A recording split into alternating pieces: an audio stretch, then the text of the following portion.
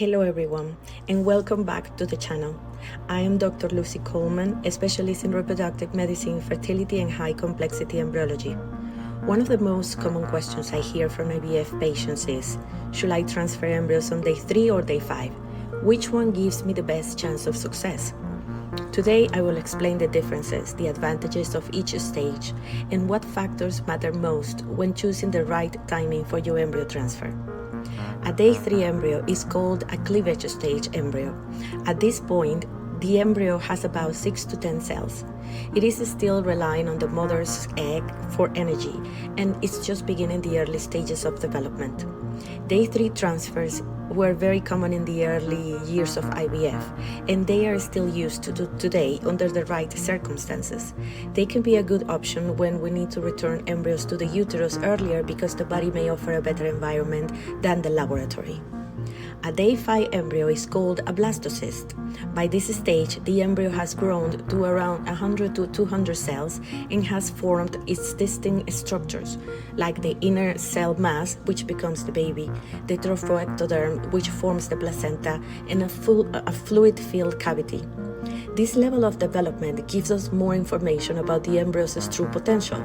Many clinics prefer day 5 transfers because blastocysts have already shown they can continue developing successfully. Day 3 transfers may be recommended when there are a few embryos available, the laboratory conditions might not favor extended culture, or a patient needs to avoid losing embryos that may fail to reach day 5 in the lab. Some embryos that will not survive to day 5 in vitro may continue developing successfully inside the uterus. In these cases, transferring earlier can give them their best chance. Day 5 embryos, blastocysts, offer several advantages. Higher implantation potential because they have proven the ability to reach an advanced stage. Better embryo selection since only embryos with good development make it to day 5.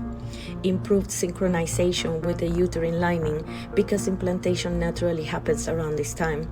And they are more suitable for genetic testing since biopsies are safer at the blastocyst stage. In general, day 5 transfers often lead to higher success rates, especially in women with a good number of embryos. There is no universal answer about which one is better.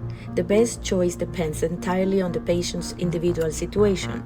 Day 5 transfers may be preferable when you have several embryos, you want or need PGT, you have had multiple failed transfers before, or embryos are developing well in the lab. Day 3 transfers may be better when you have only 1 or 2 embryos, when the embryos are fragile and might not reach day 5 in the lab, or your specialist believes earlier transfers gives you a higher chance based on your medical history. The decision is always personalized. Here are the most searched questions about day 3 versus day 5 transfers. Is a day 5 embryo transfer better? Not always. If embryo numbers are low, day 3 may be the safer choice. Do day 5 embryos guarantee pregnancy? No, but they do offer higher implantation potential in many cases.